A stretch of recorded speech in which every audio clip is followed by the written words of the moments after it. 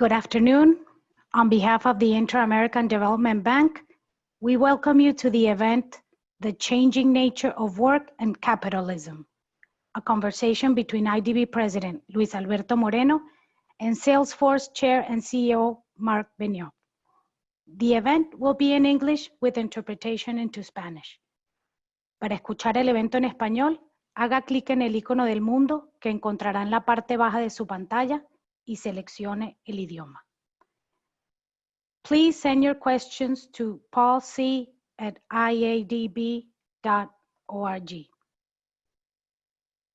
President Moreno, please go ahead. Well, good afternoon, everybody, and it's a real pleasure to welcome my good friend Marc Benioff, who is the chair and CEO and founder of Salesforce, and a true pioneer on cloud computing. Under his leadership, Salesforce has become the world's leading provider of CRM, as we like to call it, which is basically customer relationship management software, which is one of the most critical tools in today's digital revolution. He's been named the Innovator of the Decade by Forbes and has been widely recognized for his leadership on equality and stakeholder capitalism, and we'll have plenty of time to talk about this. He's always been very vocal about those very issues. He's equally the chair of the World Economics Forum Center for the Fourth Industrial Revolution, which basically is in San Francisco.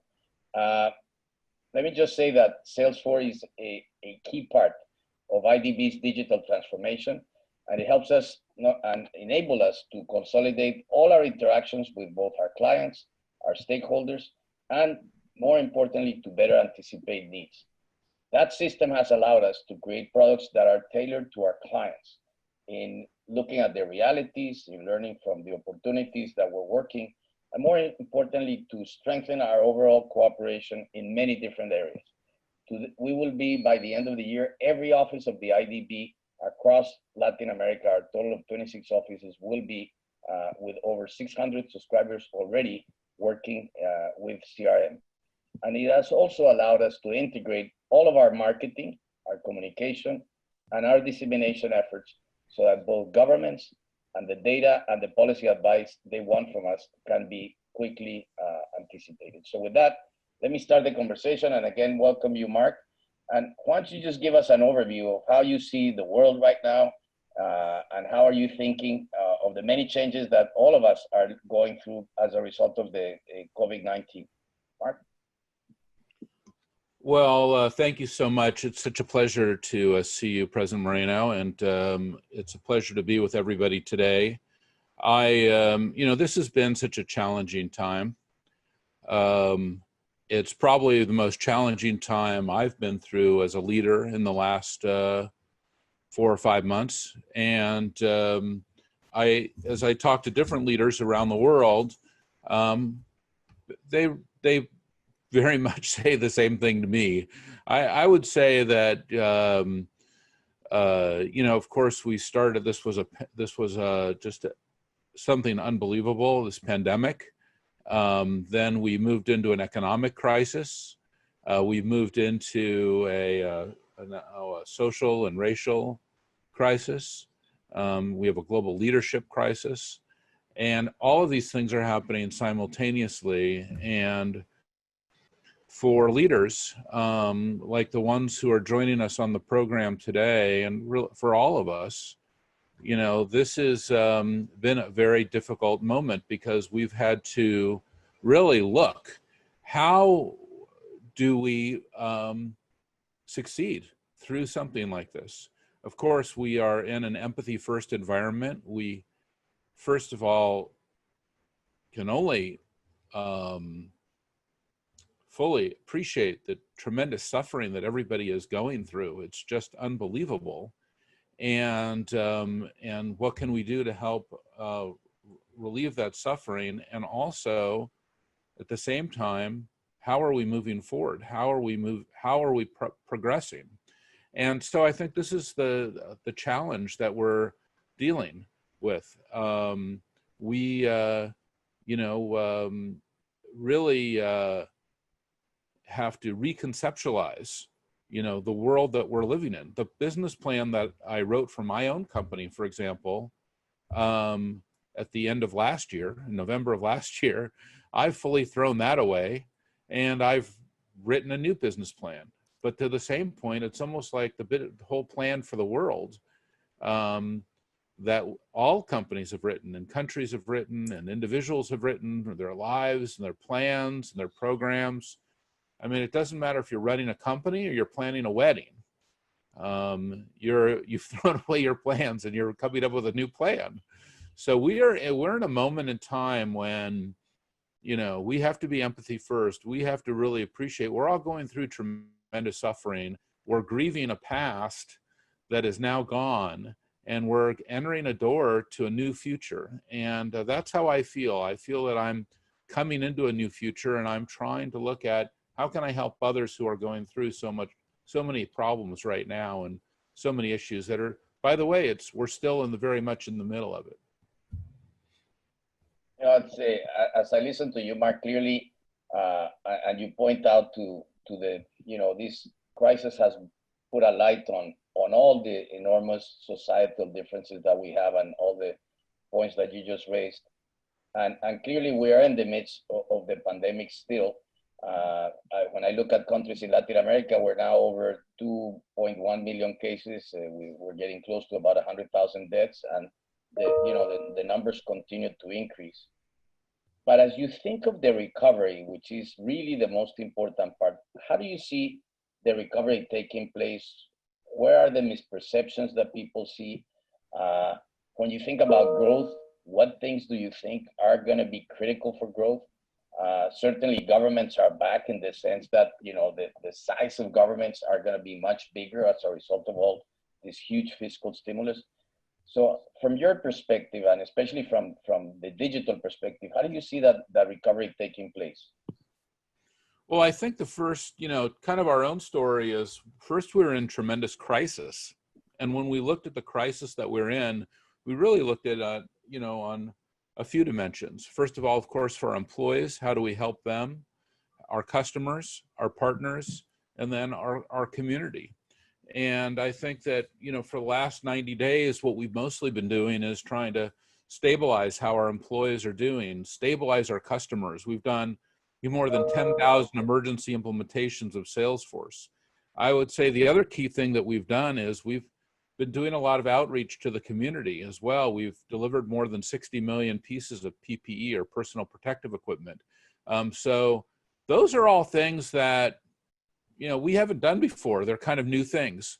But as the door starts to close in the crisis, and I think this is where you're going with your question, a new door is starting to open, and we're starting to say, like, we're moving into a new normal. You know, we're still, the virus is still here. We're coexisting with the virus. We're moving maybe from a pandemic into an endemic situation. And now, how do we continue to operate our business? Now, I will tell you that from our perspective at Salesforce, I've said this already, but our pipelines have never been stronger. Business is continuing. So that is a very important message, which is there is, you know, a tremendous amount of opportunity that actually is being generated by this crisis. That's a phrase many of us heard. Crisis is opportunity. So when you have this many things happening, this is also an opportunity to help people. This is an opportunity to also improve your business, but this is also an opportunity to build new products, to add new innovation, to create new ideas. And by the way, that's one of the reasons that we created a brand new product during this called work.com, because I was talking to hundreds of CEOs all over the world. They're all trying to reopen safely. But to reopen safely, they have to do some new things, including they have to do workforce triage. So people are coming to work. We have to make sure that they don't have a temperature. We make sure that they have not had, you know, that they've had a negative PCR. We want to make sure that if they are sick, that we have the ability to do contact tracing, or something as simple as shift scheduling. Is we're not going to bring everybody back to work at the same time. We're going to bring them back in shifts to reduce the risk associated with returning to work. So all of those things together really require automation and technology. So we built work.com so we could really help our customers get back to work. The reason I mention it actually is because I think that many companies actually have a tremendous opportunity to build new products, to innovate, and to help others through this crisis. That there is tremendous opportunity that can be unlocked inside the crisis for many organizations. That you actually have to think of it that way, because people keep asking me this question. I get on programs like we're on right now, and the question will be, well, tell me, what does the future look like?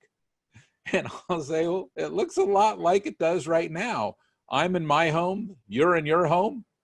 We're all my employees are in their homes, all of your employees are in their homes, but we're still operating, and we're still leading our lives, and we still have our families, but we're in a all digital work and live from anywhere environment.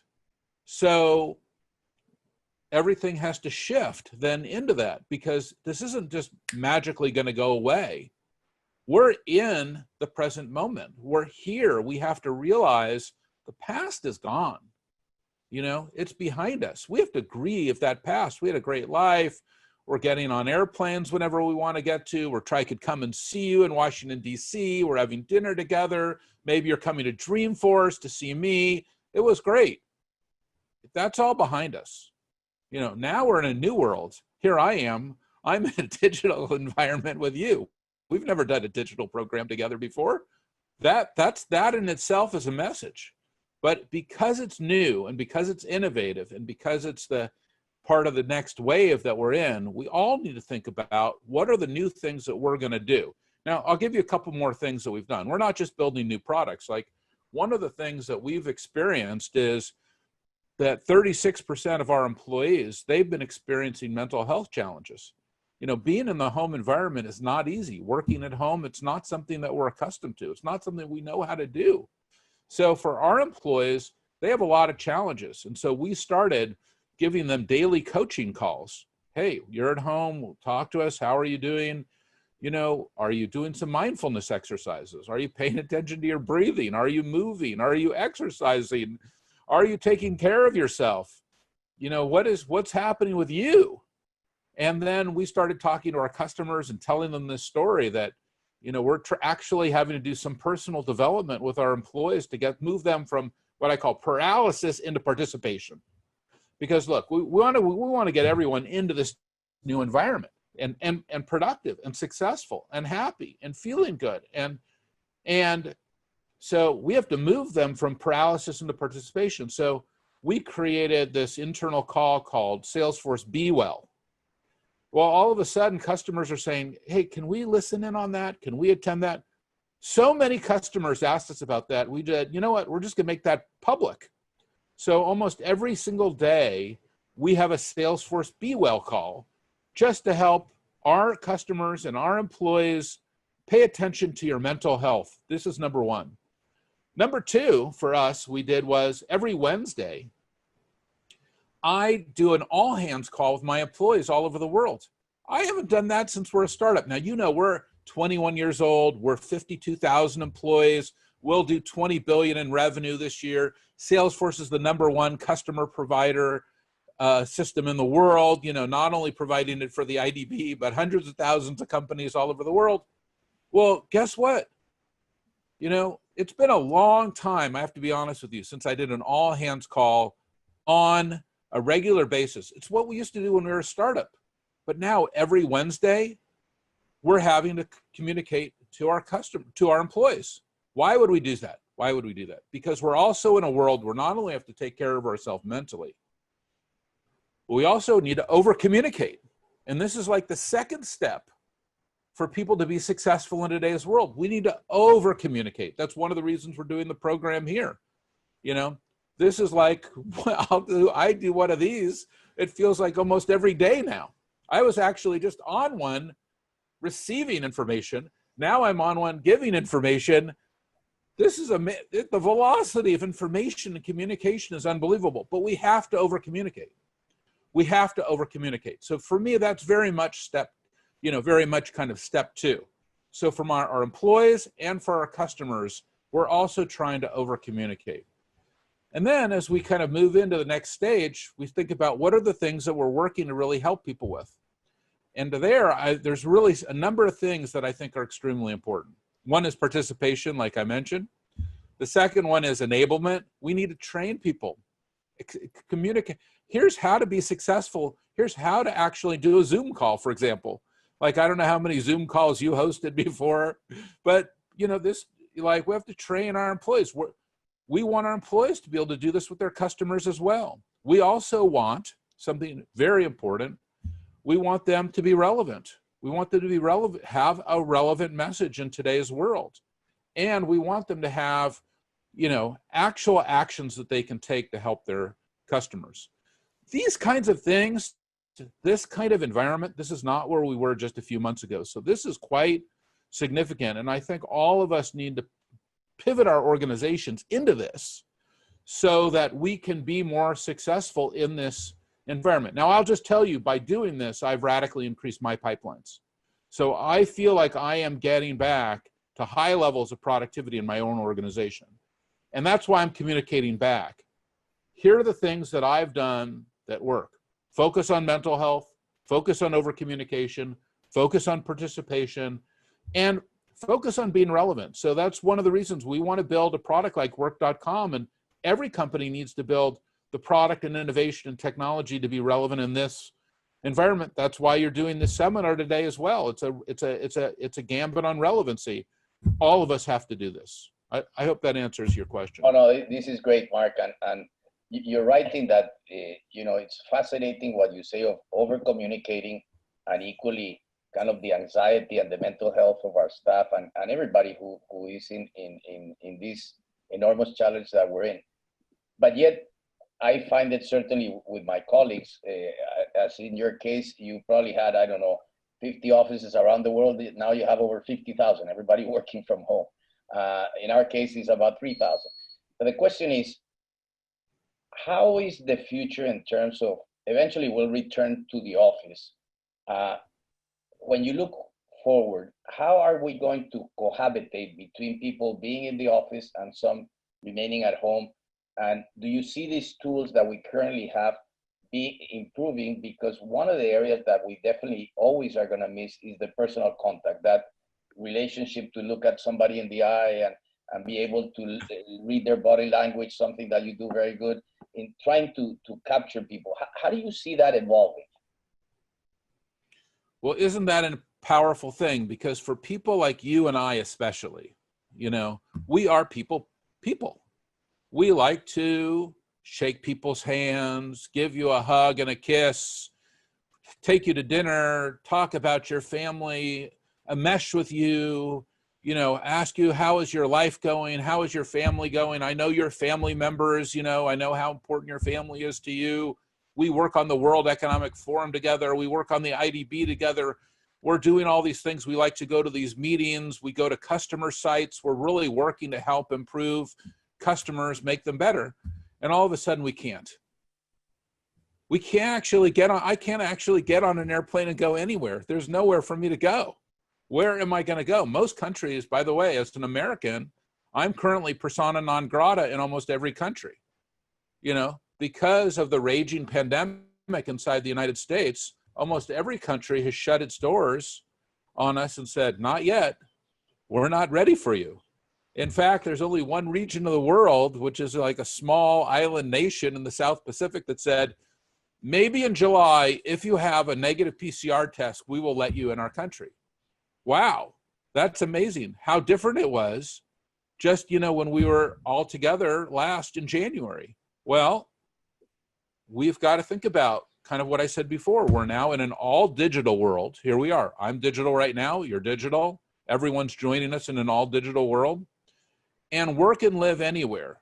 That is, I'll talk to people, they're walking down the street, they're doing their exercise, that's our meeting, they're at home, they're in their bedroom, which is actually where I am right now. I just have this nice fancy backdrop on right now.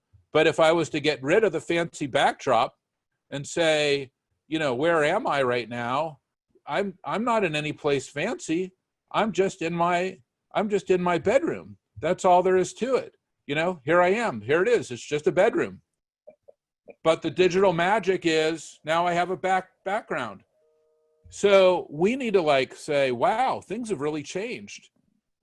Therefore, we need to change. Therefore, our companies need to change. Therefore, our products need to change. Therefore, how we interact with our families need to change. How we interact with our health, every part of our life, mentally, emotionally, physically, spiritually, we need to change.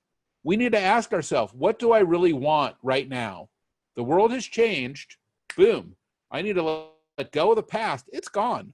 Like I said before, it's gone. Now I need to like get ready and go into the future, which is now, and say, what can I do to be successful? And as part of that, look at all the challenges that are in the world. Part of that success is going to be about giving and supporting others. That's going to be a critical part of what we're doing. So I think that this is a really important moment. You know, I think about, by the way, one of the things is we now actually have quite a few offices reopened. So Tokyo, you know, Japan is open, Korea is open, Hong Kong is open, New Zealand is open, and Copenhagen is open. So that's exciting. Not that I can go there, but I'm happy that my employees have an office that they can go and visit and be there and work and so forth. And, you know, but the way they walk in every day is different. So they walk in, their temperature is taken. They're queued into the elevator the night before by an application, work.com. Only 4 or 5 of them are allowed in the elevator at one time. Can't have like 10 or 20 people in an elevator because you can't have that kind of, you know, you need social distancing now in the elevator. Up they go in the elevator. They come into the office. The office is actually changed. Everything is spread out. Only half of them are allowed in at one time. There's plexiglass shields between all of our beautiful desks. We used to have just a beautiful desking environment. If you go on my Twitter feed, you'll see the pictures of the plexiglass shields that are now in place.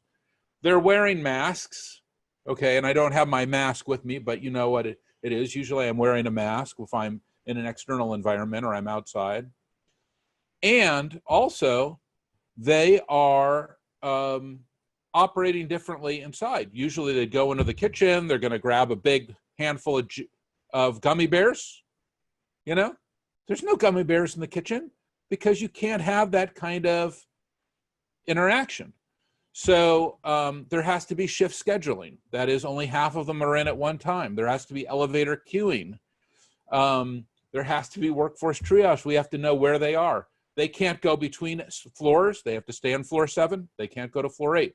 The reason why is if the next day they get sick, which is possible, then we need to call everybody that they've been around, or what we call contact tracing, and say to them, you know, you were with Judy last night and she's sick today, so you're not coming in for the next 14 days. So you have to be ready for that. So all of those things, that is a different world for our employees today. So we are moving into a different world. So that needs to be a wake-up call for all of us. How will we change? Because we're not going back to where we are. And I think in many situations, and many places in the world, this virus is becoming endemic, not pandemic, but it means it's becoming present. And so people are going to have to think about how do they do things a little bit differently than they did before. Mark, you've been a big proponent for a long time of stakeholder capitalism. You've always stood up, as many of the conversations we've had, for things that Salesforce staff would want you to stand up to, and you've done it repeatedly on areas of, you know, the poverty that you see around San Francisco and the many things you've been doing there. You did it with race and all the police brutality that we have seen recently. How do you see the evolution of businesses to deal with many of the challenges that you just talked about, where we're going to have to rethink totally how we work as a business in terms of our responsibilities vis-a-vis our stakeholders, our communities, our suppliers, of course, our staff and the employees that work in companies? How do you see that evolving? Well, I'm so glad you asked me that question. I'll tell you that, you know, like I said earlier, crisis is opportunity. So now we know that we had challenges in the world other than this, but they were not prioritized. And, you know, business, I really believe, is one of the greatest platforms for change. And this is an opportunity now for us to show how business can add value. You know, for a long time, business was really dominated by the thinking of Milton Friedman. You know, he famously said, the sole responsibility really of business is to increase profits. We know that. And then, of course, we know Professor Schwab, who's both, you know, a friend of both of ours.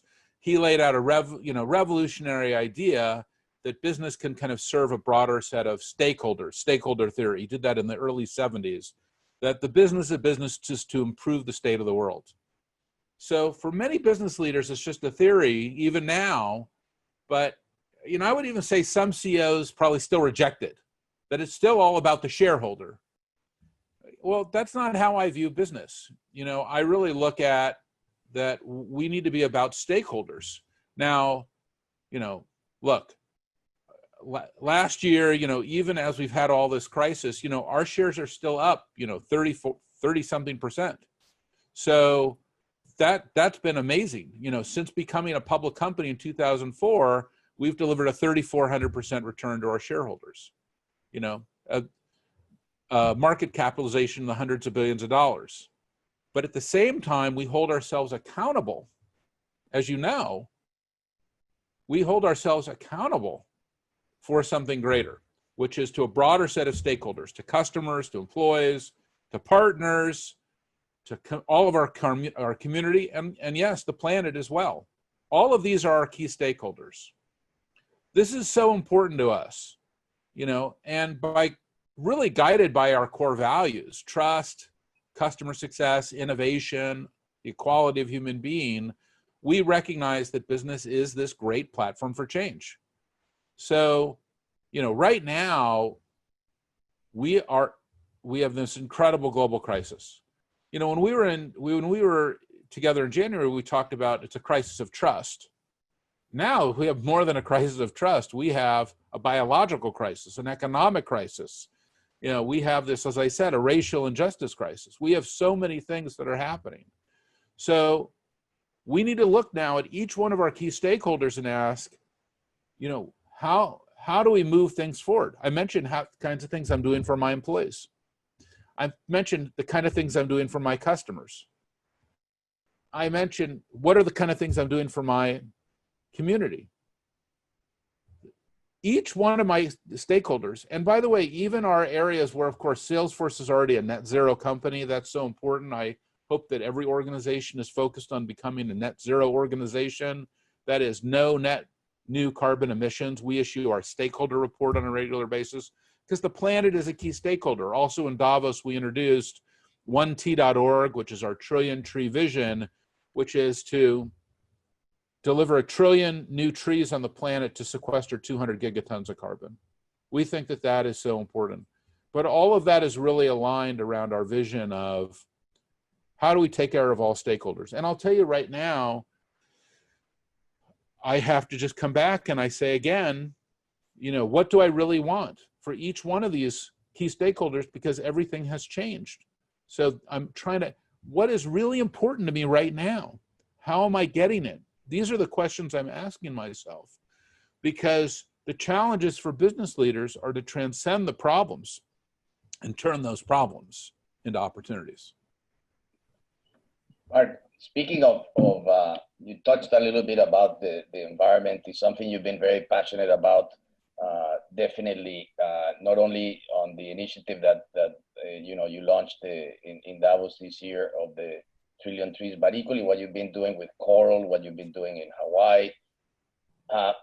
You know, in a way, you call this kind of like this pandemic moving into an endemic situation, whereas, you know, climate change has been knocking on our door for a very long time, and yet somehow humanity, we don't seem to get it together.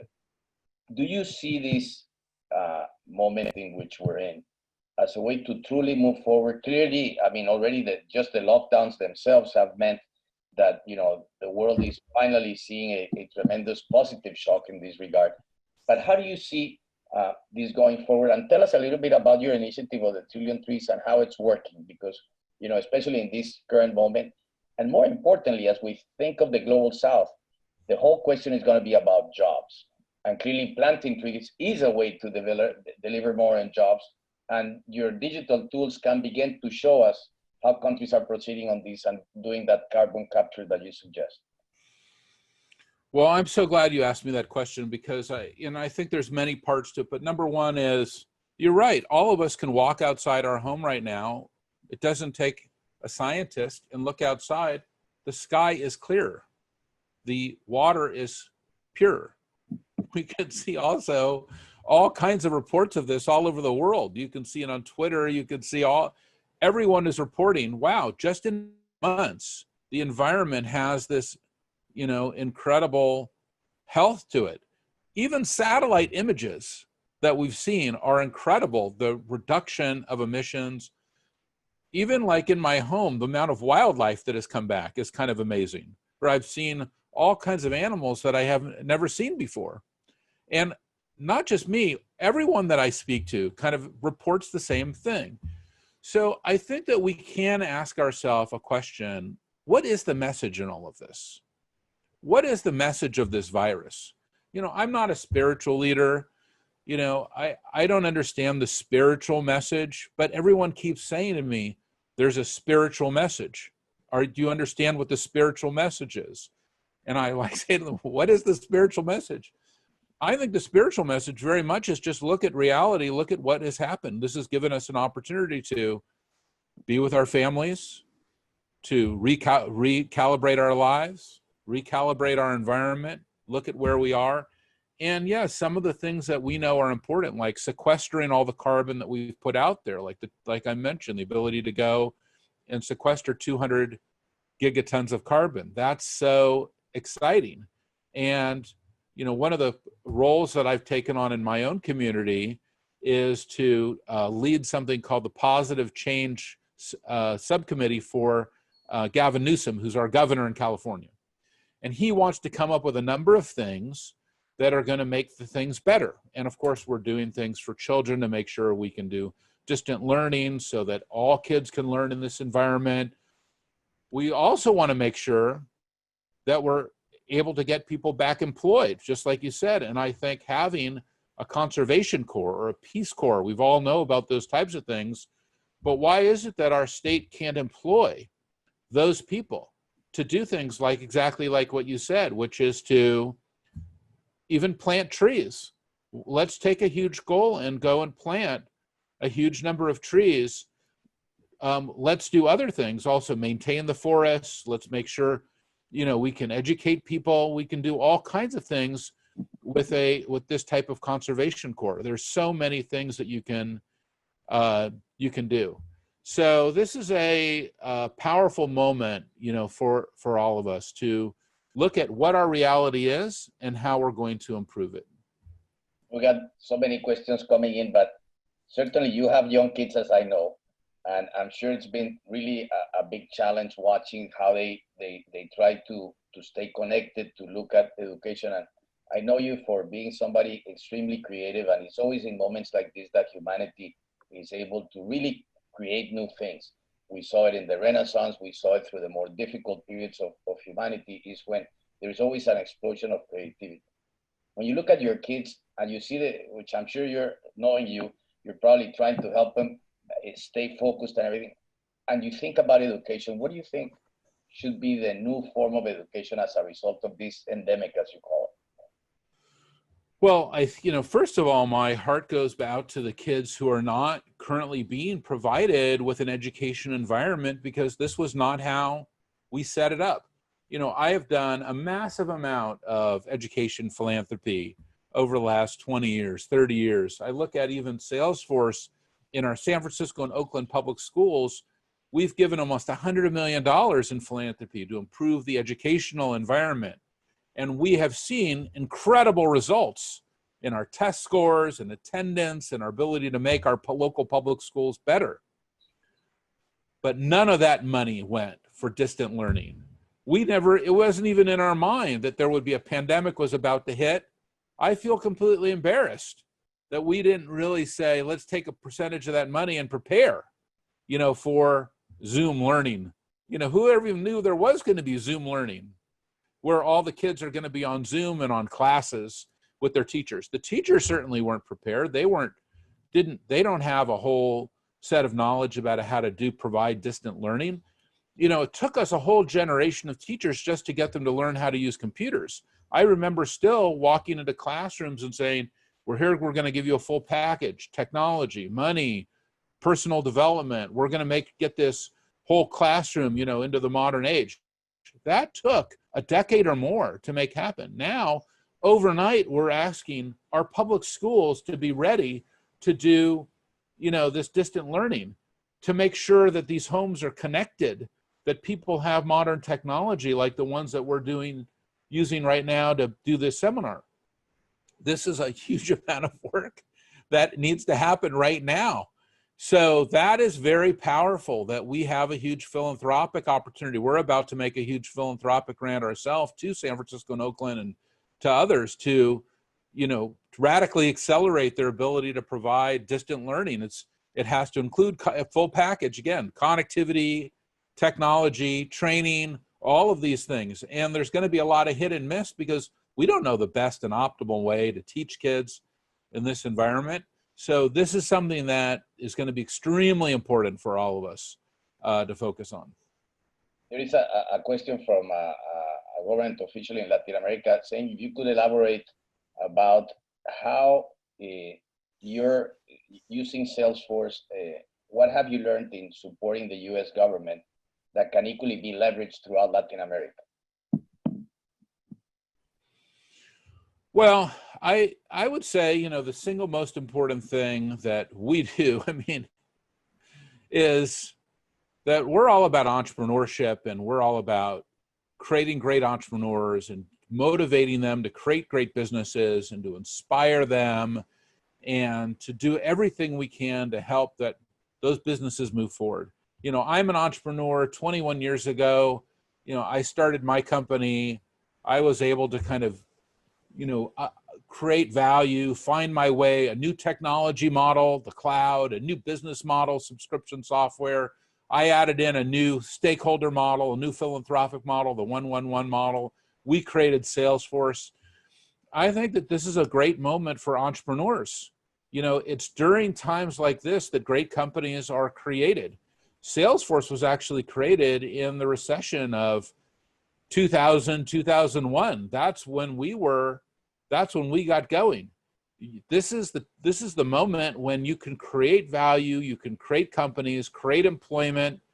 And this is when I recommend everybody to take the risk, to take the challenge, to take the jump, become the entrepreneur that you want to be, and create a new environment. When I look at Latin America, it's a whole region of entrepreneurs. It's people who are passionate about creating things and doing new kinds of things. This is a great time to do it. And by the way, maybe you're going to be a social entrepreneur. Maybe you're going to work on the environment. Maybe you're going to become an educational entrepreneur. Maybe you're going to work on the education system like we just talked about. Maybe you'll be a technology entrepreneur. Maybe you're going to actually become a leader of the government. We all know that all of our governments are really kind of manifestations of the last generation of leadership.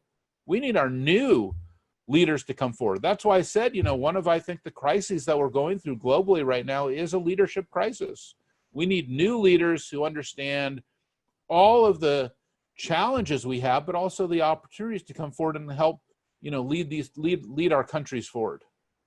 Another question coming from the audience, which I'm sure you've thought a lot about this. In this new world that we are entering, where do you see digital currencies? Do you see that they're going to be coming up even more?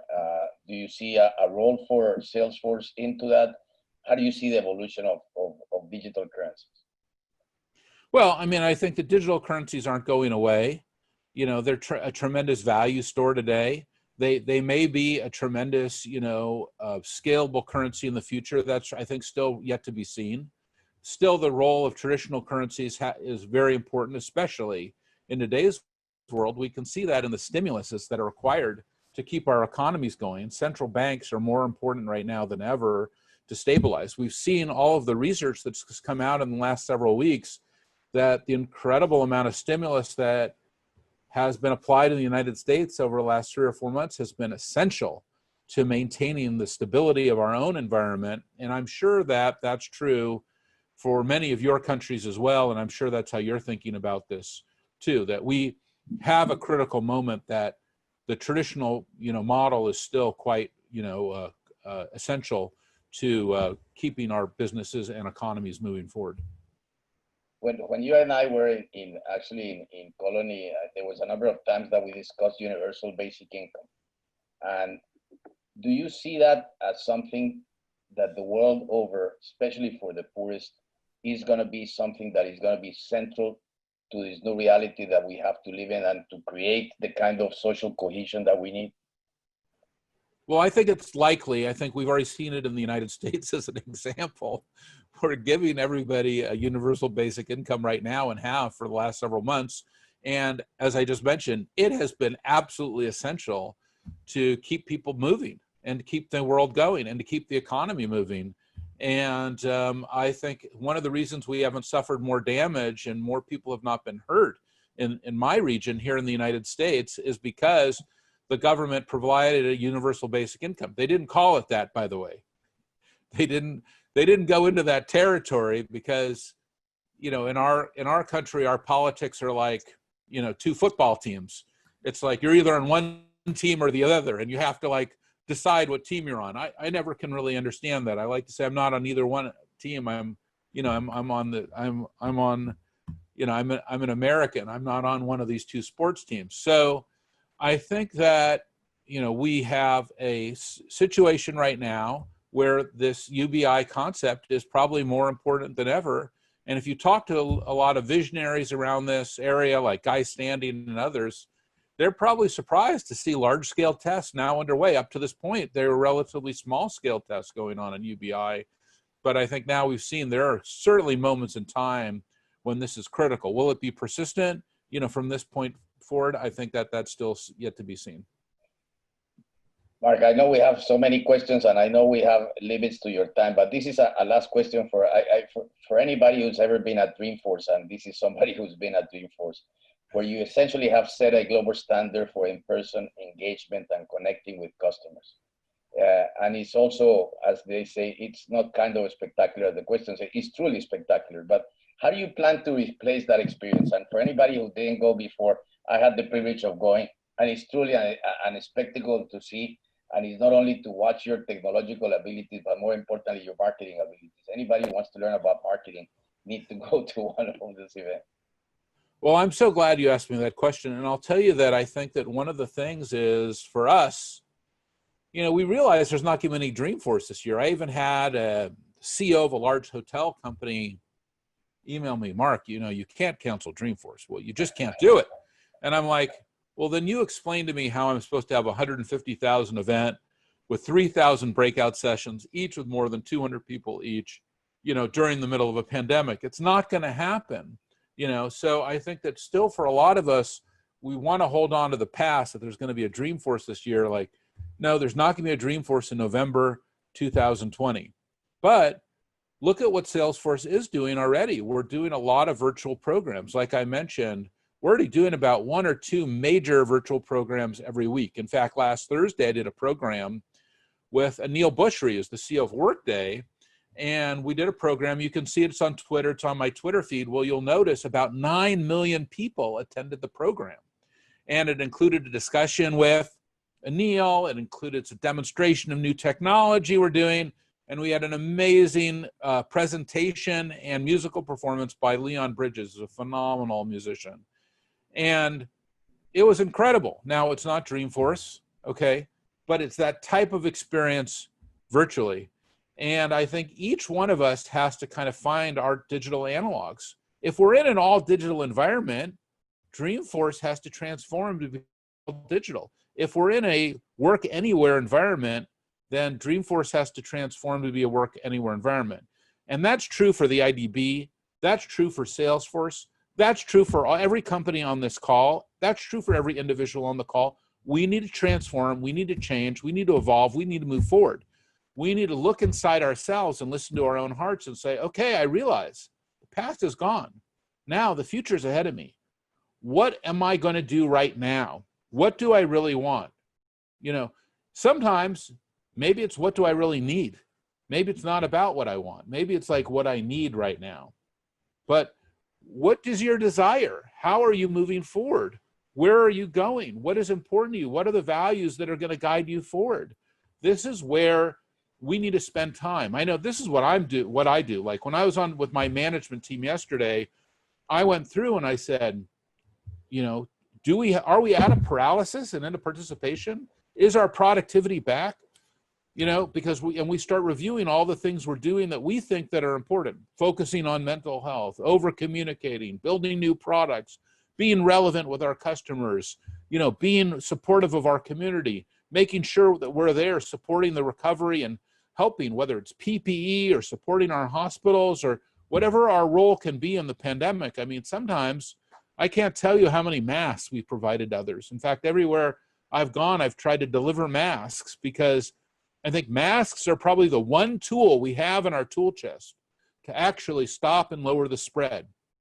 That if we could somehow normalize masks so that even just wearing, you know, a basic cloth mask, you know, just something very basic like this, reduces 90% of those droplets that spread the virus. So it's so important to everyone to wear masks, and you know, we'll have a reduction in the spread of the virus, but we have to normalize it, because I think, you know, even here, you know, where I am, masks have become politicized, which I think is so sad, because that's our only tool in our tool chest that we knew. We don't have any major therapeutics. We don't have any kind of magic bullet to stop the spread. We know that, so we need to have social distancing. We know we need masks, but masks, we know, if you go into a grocery store and you're wearing a mask and you're coming out, you're going to be all right. That's just the science. And outside is actually also, you're going to probably be fine. So I always say to people, outside is probably the new inside. I've been invited to a number of outside conferences, you know, where CEOs are getting together 20 in a circle, sitting outside in a grass field, talking because they feel that they're safe. Probably they are, based on what the research that I've read. It's kind of an unusual situation. I never thought I'd be in a grass field with 20 CEOs in a circle, you know, talking about business, but that's our new world we're in. So we need to like think about what are all the new things, and then how do we move forward? So yes, we're going to have Dreamforce, but it's going to be digital Dreamforce. It'll be virtual. Millions of people will attend it, not even just 100,000, you know, and it'll be all year long. And we're going to be doing, you know, we have multiple conferences happening every week. You know, by the time we're done, I want to have millions of Dreamforces have already happened, because look, physical events, that's not happening. But digital, well, this is not going to be our last conversation together, President Moreno. You know that. You know, this is just our first digital conversation. Before this, we've had hundreds of in-person conversations and meetings, and we're sitting around in groups, and we're having a cup of coffee, or we're having whatever, we're there, all kinds of different places all over the world. Well, that's not happening right now. So that's where we have to reconceptualize. Who are we? What is our role in this world? How do we move things forward? How do we improve the state of the world? How do we improve ourselves? How do we get ourselves from paralysis into participation? And let's take care of our mental health, our physical health, our spiritual health, our emotional health, our families. Let's take everyone with us into the future. That's the message. And if their spiritual message is that we can actually improve the world, and here's some things we can do, let's make sure we take the spiritual message with us. Let's hear the spiritual message and take it with us, and integrate that now into our life. Well, this has been a fascinating conversation. As always, Mark, you always are full of energy, of ideas, and it's been and even in this digital way, you still manage to communicate all that passion inside of you to really, truly improve the state of the world. And it's fascinating to watch all the things you're doing. We'll stay in close contact. And I really, really want to thank you for giving us the opportunity to have this wonderful conversation. Well, I want to thank you, President Moreno, because you're one of my inspirations, and everything that you've done with the IDB to improve lives, everything the IDB has done in the Latin American region, how you've introduced me to so many Latin American leaders, how I've seen so many amazing things that I would have never have seen. And I just want to thank you for everything that you're doing. Thank you very much, and have a great rest of the day. And thank you so much for being with us. Bye-bye and best Bye. wishes. Thank you.